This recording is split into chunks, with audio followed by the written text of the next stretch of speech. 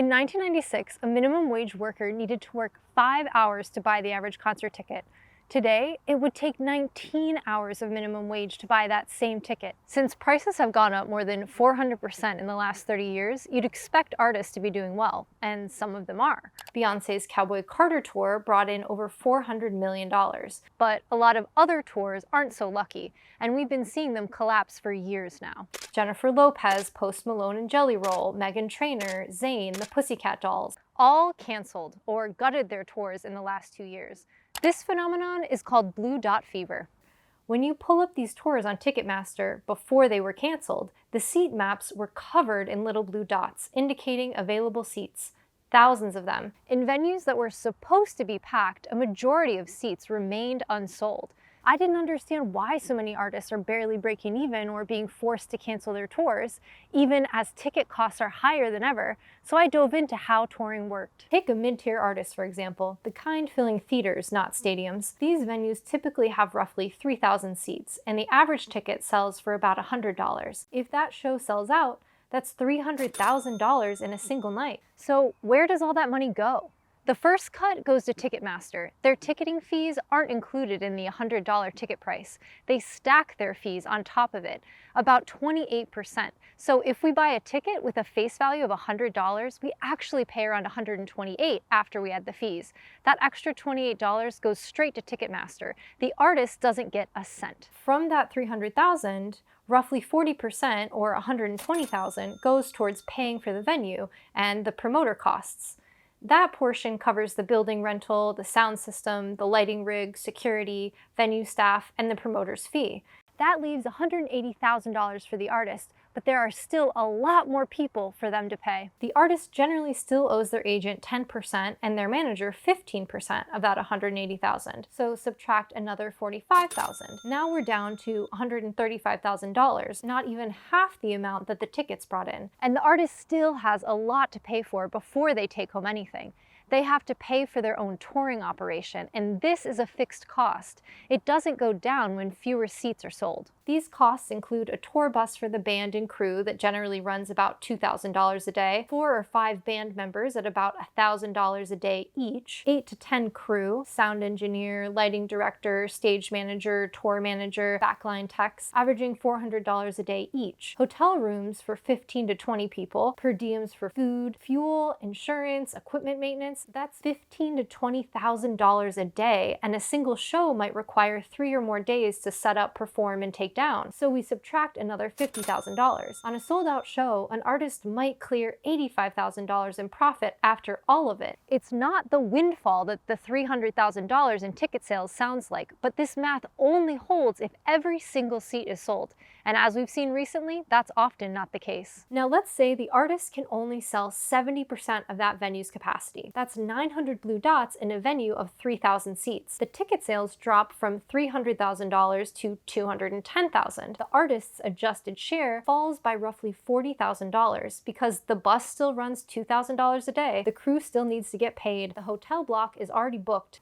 None of those fixed costs move. Unfortunately, a lot of shows aren't even selling 70% of the tickets. In our hypothetical 3,000 seat theater, if the artist doesn't sell at least 40% of tickets, they're losing money. And if enough shows look like that, the promoter cancels the whole tour before the losses compound, which is exactly what's been happening. This is what blue dot fever actually is. Fans balk at the ticket prices, leaving huge quantities of tickets unsold, leading to cancellation because the tour would run in the red. Blue dot fever isn't hitting everyone equally though. Taylor Swift's Eras Tour cleared $2 billion. Coldplay sold over 3 million tickets in 2025 alone. At that scale, even with very high fixed production costs, the math still works. But below that tier, the economics are getting brutal. In 2024, an independent touring musician, someone playing theaters and smaller rooms, had roughly a 57% chance of turning a profit on a tour. And those who did make money averaged about $3,800 in net revenue for their entire tour before taxes. This doesn't include revenue from merch, but the picture is still pretty bleak. UK rapper Little Simz, a 2-time Brit Award winner, explained in 2024 why she canceled her US tour. Being an independent artist, she pays for everything out of her own pocket, and a month on the road in the US would leave her in a significant deficit. So what changed that's making blue dot fever more and more common? Ticket prices skyrocketed. The production costs kept pace with inflation, and as fans, our willingness to pay has finally hit a ceiling. The concert industry is overheating, and the middle tier is paying for it first. In 2010, Live Nation, the world's biggest concert promoter, merged with Ticketmaster, and from that point on, one company controlled the promoter, the ticketing platform, and most of the venues that bigger artists play. A promoter is the company that finances a tour. They advance the artist money up front to cover production costs, then book the venues, they handle the marketing, and they take on the financial risk if the shows don't sell, but only when they offer the artist a guarantee, which is a fixed payment the artist receives regardless of how many tickets are sold. But every artist isn't big enough to command a guarantee. For mid-tier and independent artists, if the show doesn't sell, the artist absorbs the loss directly, and even artists who do get a guarantee are only protected from losses related to the promoter and venue costs, not the production costs that still come out of the artist's cut.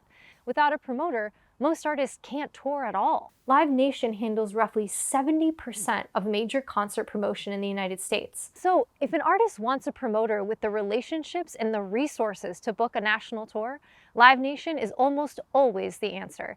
And once Live Nation is your promoter, then they book Live Nation venues, which requires you to use Ticketmaster to sell your tickets. If an artist wants to play a major venue in the United States, there is an 86% chance that venue has a long-term exclusive contract with Ticketmaster. What that means in practice is that there is no one in the room representing the artist's interests. The promoter's goal is to maximize revenue from the building. The venue's goal is to maximize rent and concessions.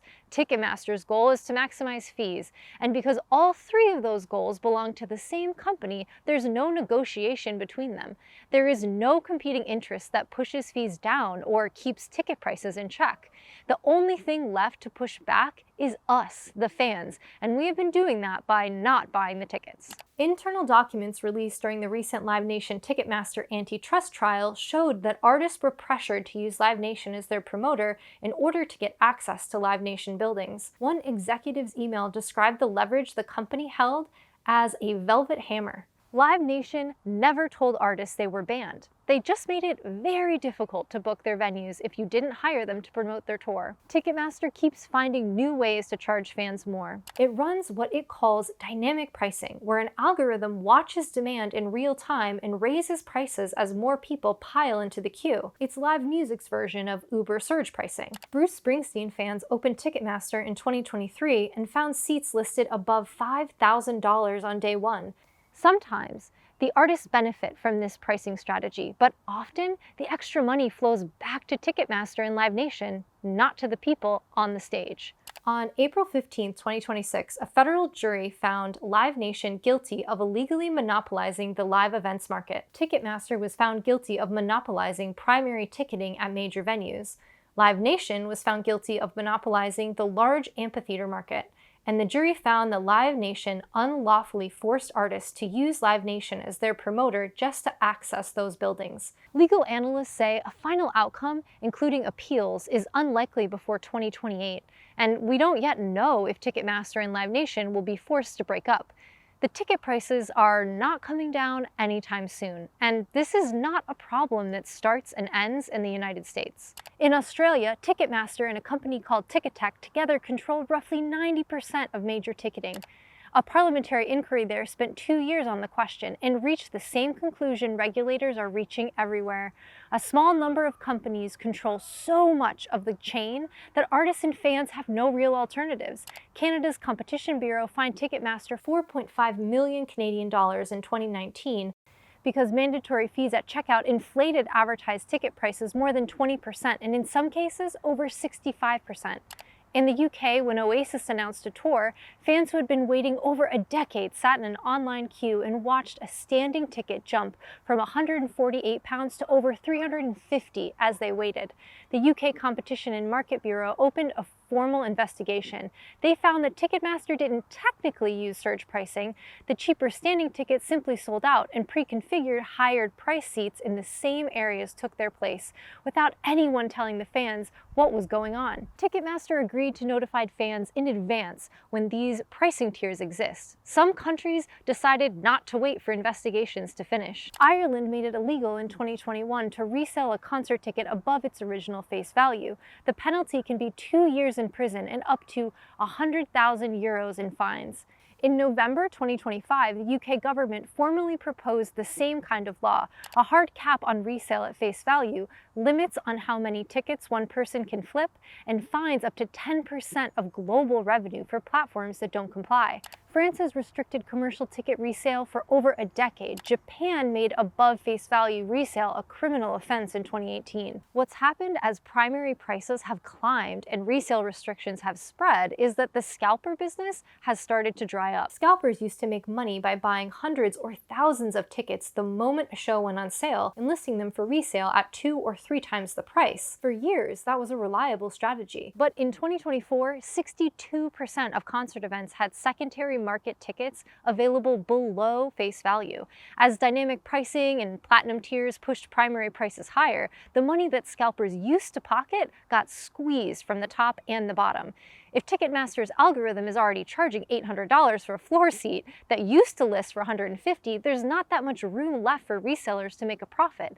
In markets where resale above face value is now illegal, there's no room at all. So the bulk buyers who used to swoop in on every major on sale and take thousands of seats off the table have pulled back. But the result is not that tickets got cheaper. The money that used to go to scalpers now goes to Ticketmaster instead, and fans who couldn't afford primary prices aren't finding any relief on the secondary market either. But if touring is such a risky business, then why do so many artists still try? Before streaming, a record sold for about $15. An artist's royalty rate on a typical label deal was somewhere between 10 and 15%, so every time someone bought an album, the artist made roughly $1.50 to $2.25. In 2000, if you sold 500,000 copies, which is what it takes to go gold, you cleared somewhere between $750,000 and $1.1 million from that album alone. All that money funded the next record, paid the touring band, and made sure that the artist could pay the bills between tours. And then streaming came along and broke the music industry entirely. Spotify pays less than half a cent per stream, and that money does not go directly to the artist. It goes to whoever owns the recording rights, which for most signed artists is the label. The label typically keeps around 80% of that and passes the remaining 20% to the artist. Even for artists with real audiences, the numbers are bleak. An artist with 500,000 monthly listeners on Spotify, which puts them in roughly the top 1% of all artists on the platform, might generate 2 to 3 million streams per month. That's about $10,000 a month in gross streaming revenue. After the label takes 80%, the artist nets $2,000 a month before taxes, before the manager takes 15% and the agent takes 10%. The actual take home for 500,000 monthly Spotify listeners can be less than $1,000 a month. This is not a living. That is a side income for someone who already has a day job. So every artist at every level has to tour constantly just to generate income. And because everyone has to tour constantly, the live music market is flooded. More supply means each individual show is harder to sell. And because every show is harder to sell, the whole system becomes more sensitive to ticket prices. Venue costs make it worse. Private equity has spent the last decade buying up independent theater and arena operators across the country. When a building gets acquired by a fund with an aggressive profit target, rent goes up. That cost moves down the chain. The promoter who books the show passes it to the artist, who passes it to us at the box office. Nobody eats the cost. It just keeps moving until it lands on us buying the tickets. It's easy to look at all those blue dots and think that an artist is not popular or that nobody wants to see the show. But the evidence doesn't back that up. It's often just a sign that the price the touring system demands has become much too high, and fans can no longer afford to keep up. Streaming took away the income that used to make touring optional. Ticketmaster and rising venue costs raised the break-even point on every show, and fans who have been absorbing all of this in the form of higher and higher ticket prices have started to say no. According to LendingTree's most recent data, 31% of concert goers say they plan to take on debt to attend a show this year. Have you stopped going to concerts because of the prices? What's the most you'd pay to see your favorite artist? Let me know below.